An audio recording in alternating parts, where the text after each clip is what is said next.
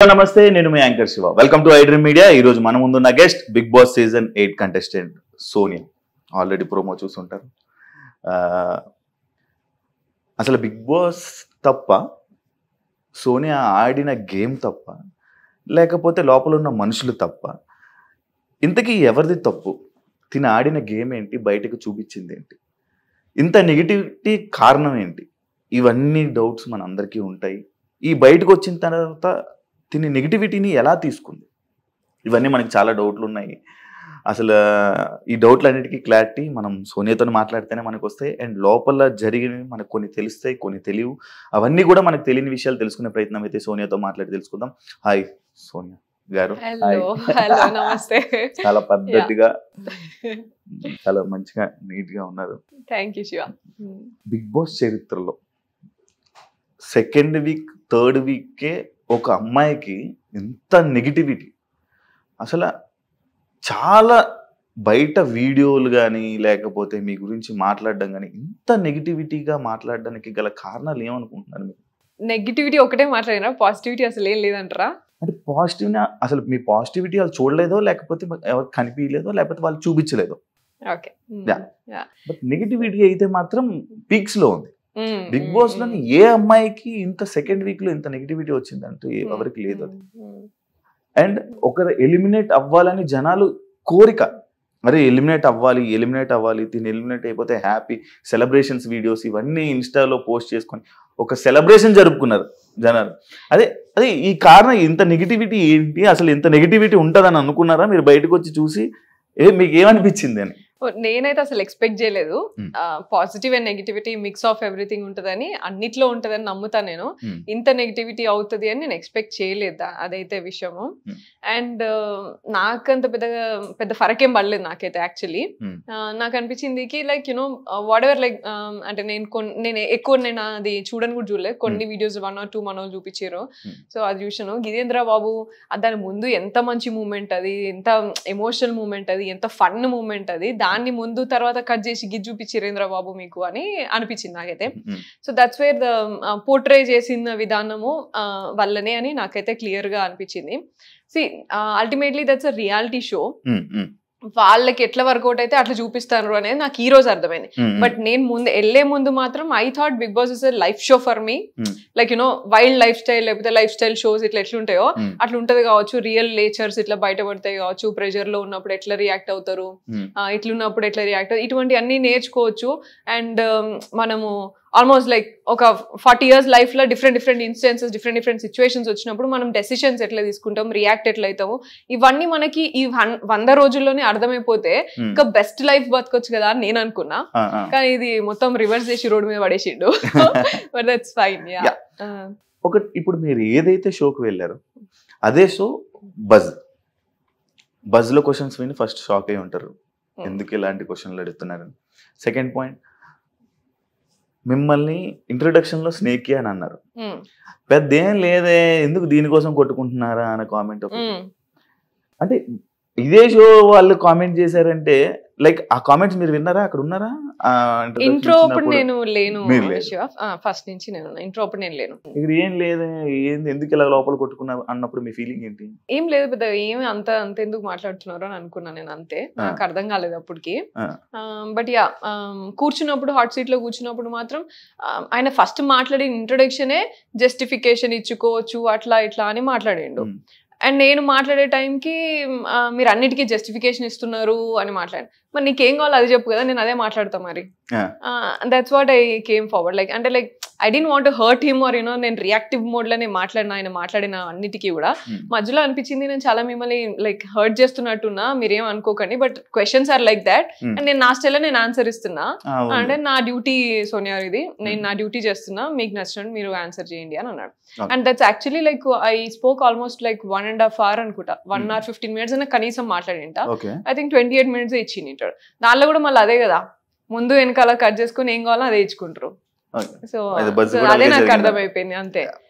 And also చాలా మంది అంటున్నారు కి అంటే లైక్ అర్జున్ గారు చాలా క్వశ్చన్స్ అడిగారు అసలు అది ఇది అంటున్నారు. మరి అంత అడిగితే నాకు లైవ్ పెట్టొచ్చు కదా, బిగ్ బాస్ కూడా, అది బజ్ కూడా లైవ్ పెట్టొచ్చు కదా, అంత భయం ఎందుకు? నువ్వు బిగ్ బాస్ లైవ్ షోనే నాకు పోర్ట్రే చేసినావు కదా, నీకు అర్థమైపోయి ఉంటది, నీ కెమెరా 100 కెమెరాలో నీకు అర్థమైపోయి ఉంటది నేను ఏంటిది రియల్ గా అనేది.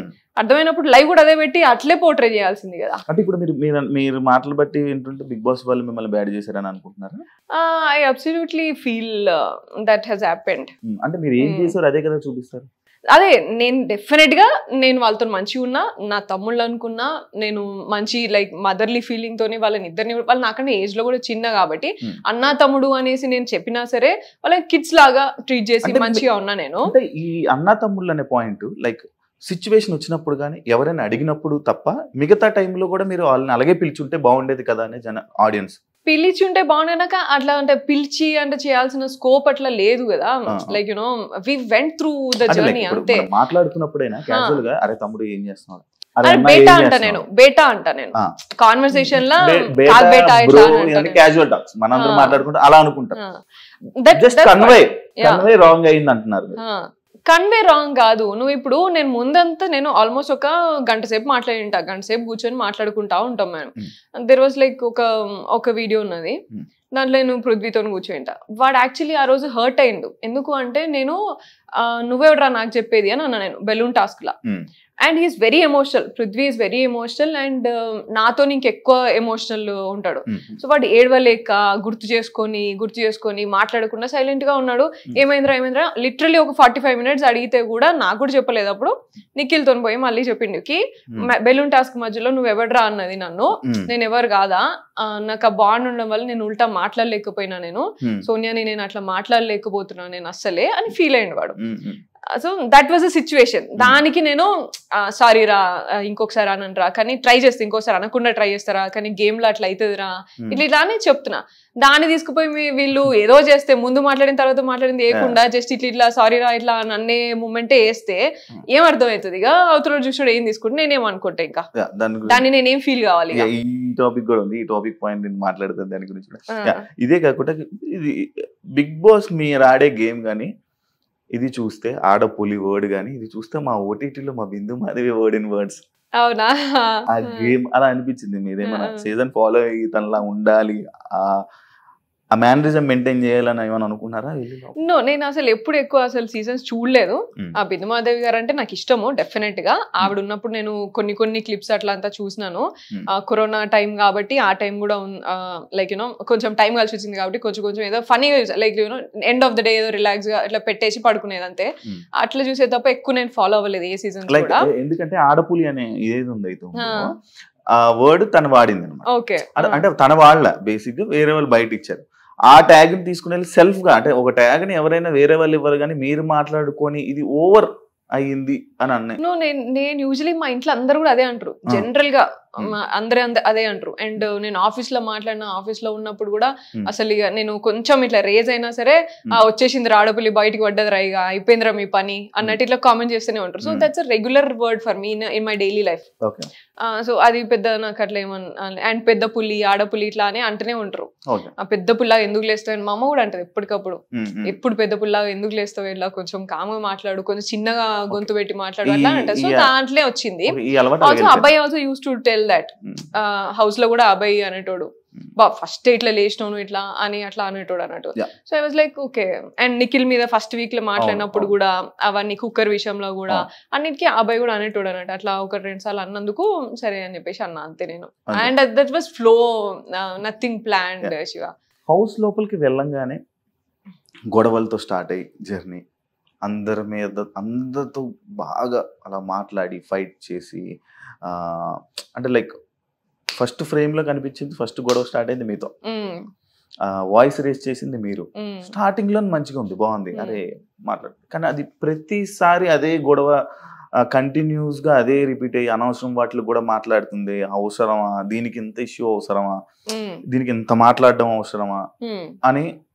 అదే లైక్ ఒకటి ఉంది ఏదైతే మీరు అన్నారు కుక్కర్ టాపిక్ ఏదైతే అన్నారో, బేబక్క కుక్కర్ పెడితే మీరు దాన్ని ఒక ఇష్యూ చేశారు కదా, అదే కుక్కర్ మూత పెట్టడం మీకు రాలేదే? సో బేబక్క విషయం అయినప్పుడు దట్ వాస్ నాట్ లైక్ ఇది ఇష్యూ చేయాలి పెద్దగా అన్నట్టు కాదు. నేను సరదాగా నవ్వుకుంటున్నా, అది నవ్వుకుంటా అక్క మీకు మా అక్కలంటే ఎంత ఇర్రెస్పాన్సిబుల్ అయిపోయింది నవ్వుకుంటున్నా. షీ పోక్డ్, నిఖిల్ ఏమన్నా చూసినావా అని చెప్పేసి అన్నది. అనేసరికి అక్కడ ముందు జరిగింది మీకు చూపించరో లేదా, so I'm trying to explain అంతే. సో అక్కడ నిఖిల్ ఉండి ఆర్గ్యూ చేసి నీకు వస్తే నువ్వు పోయి చేయగదా అమ్మా అని అన్నాడు. సరే అని చెప్పేసి పోయినా చేసినా అయ్యింది, దట్ ఎక్స్టెండెడ్ గా అయిపోయింది. సో నేను అక్కడ కూడా మాట్లాడింది ఏంటిది అంటే, బేబక్క విషయంలో కూడా మాట్లాడింది ఏంటి అంటే, ఫస్ట్ నుంచి కూడా నీ మీద నువ్వు కొంచెం రెగ్యులర్ గా చేస్తావు అని అజ్యూమ్ చేసుకొని, మీకు రోజు ఇంట్లో అలవాటు ఉంటది అని అజ్యూమ్ చేసుకొని, మీ పెద్ద కదా అట్లా అని అజ్యూమ్ చేసుకొని మీకు ఒక డ్యూటీ ఇచ్చారు. ఇచ్చినప్పుడు నీకు రాకపోతే రాలేదు అని చెప్పాలి, నాకు రాదు ఇది, నాకు అలవాటు లేదు అని చెప్పి గివ్ అప్ ఇచ్చేసేయాలి. వేరే వాళ్ళు చూసుకుంటారా బాబు, మీరు నా మీద ఏదో ఎక్కువ ఎక్స్పెక్టేషన్స్ పెట్టుకున్నారు, నాకు రాదు వంట సరిగా అని అనాలా. అండ్ సెకండ్, నేను మాట్లాడుతున్నప్పుడు కూడా ఆమె నాకు హెల్త్ బాగాలేదు నేను చేయను ఇట్లా అన్నప్పుడు కూడా, మేము రెడీ ఉన్నాం తీసుకునే వాళ్ళు ఉన్నప్పుడు మీరు ఎందుకు అంత చేస్తున్నారు, ఇప్పుడైనా చెప్పండి నేను చేయను అంటే వేరే వాళ్ళు తీసుకుంటారా, లేదు చెప్పదామా, చెప్పదు టైం. అండ్ ఆల్సో లైక్ అదే కిచెన్ నాకు వాడటం రాదు అంటే, నేను 35 నిమిషాల వరకు కూడా అందరి ఒక 6 దగ్గర పోయి అది ఫార్మాట్ కరెక్ట్ గానే పెట్టిరా, లేకపోతే విజిల్ రాదా, అది ఏందో చూసుకోండి రా బాబు, చూడండి ఒక్కసారి చూడండి అని ఒక 6 మెంబర్స్ దాకా అందరిని అడిగినా. 6 35 నిమిషాల నుంచి ఫాలోఅప్ చేస్తాను నేను. చూడండి ఒక్కసారి చూడండి, అది విజిల్ రావాలి కదా, 10 నిమిషాలు రావాలి, ఎందుకు వస్తలేదు చూడండి అని అన్నా. ఎస్, నాకు తెలియకపోతే నేను అడిగి చేసుకున్నా, నాకు వచ్చో నేను ఎక్కడ చెప్పలే, నాకు మొత్తం వచ్చో నేను మాట్లాడలే, నాకు కూడా తెలియని రోజు అరే ఇది పెట్టడానికి నాకు వస్తలే చూడండి అని అడిగి. That's what I expected from Bebakka also. నీకు తెలియకపోతే అది నాకు ఆపరేట్ చేయడం రాదు, నిజంగానే ఏదో ఉన్నది చూడు అని అంటే అయిపోతుండే. పప్పు అట్లే అవుతుంది, స్టవ్ స్లోగా ఉన్నది, పప్పు ఇంత టైం ఈజీగా, నాకు తెలియదు ఇక పప్పు ఎంత టైంలో అవుతుందో గా మాత్రం తెలియదు, ఇక తెలియదంటే ఇక అని ఈ డైలాగులు పెట్టిరు నాకు ముందు అరగంట అంతా. సో దట్స్ వేర్ లైక్ నీకు తెలియకపోతే తెలియదని చెప్పేస్తే వేరే వాళ్ళు తీసుకుంటారు కదా అమ్మా. దట్స్ వాట్ ఐ టోల్డ్ అంతే.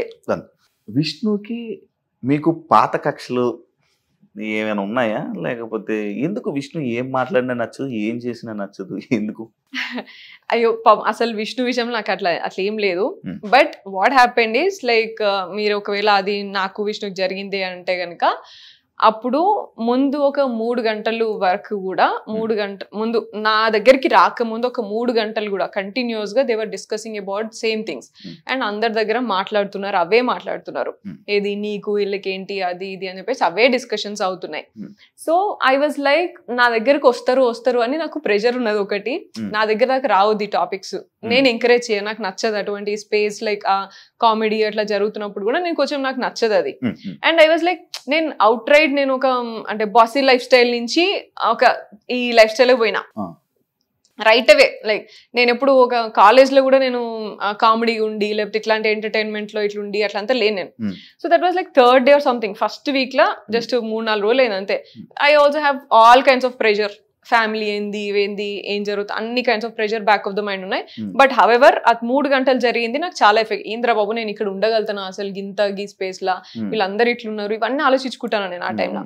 She came to me and asked ఇట్లా అని అడిగాను. అయితే నో కామెంట్స్ అని చెప్పిన, సింపుల్ గా ఎస్కేప్ అయిపోవచ్చు, నో కామెంట్స్ అంటే అక్కడితో కట్ చేయొచ్చు టాపిక్ అని నేను అనుకున్నా. She will stay and understand చేసుకుని దూరం ఉంటది అని అనుకున్నా నేను.